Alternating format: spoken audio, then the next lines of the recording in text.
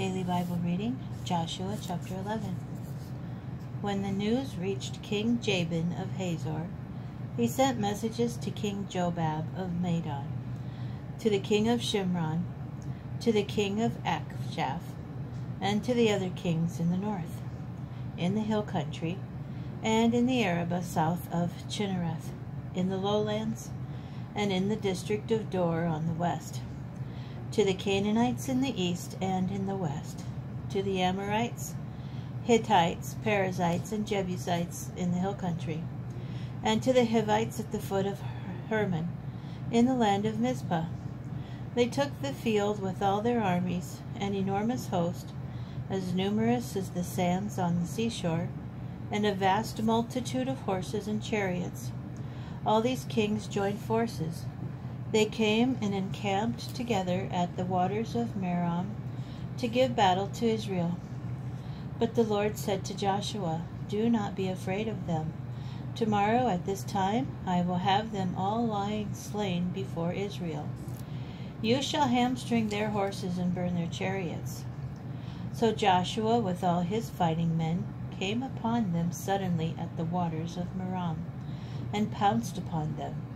The Lord delivered them into the hands of Israel, and they defeated them and pursued them all the way to Great Sidon and Misrephothmaim, and all the way to the valley of Mizpah on the east. They crushed them, letting none escape. And Joshua dealt with them as the Lord had ordered him. He hamstrung their horses and burned their chariots. Joshua then turned back and captured Hazor and put her king to the sword. Hazor was formerly the head of all those kingdoms. They proscribed and put to the sword every person in it.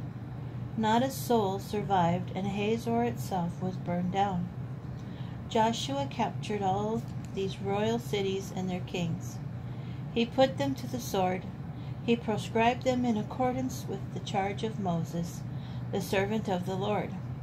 However, all those towns that are still standing on their mounds were not burned down by Israel. It was Hazor alone that Joshua burned down. The Israelites kept all the spoil and cattle of the rest of those cities as booty. But they cut down their populations with the sword until they exterminated them. They did not spare a soul, just as the Lord had commanded his servant Moses. So Moses had charged Joshua, and so Joshua did. He left nothing undone of all that the Lord had commanded Moses. Joshua conquered the whole of this region, the hill country of Judah, the Negeb, the whole land of Goshen, the Shephelah, the Arabah, and the hill country and coastal plain of Israel.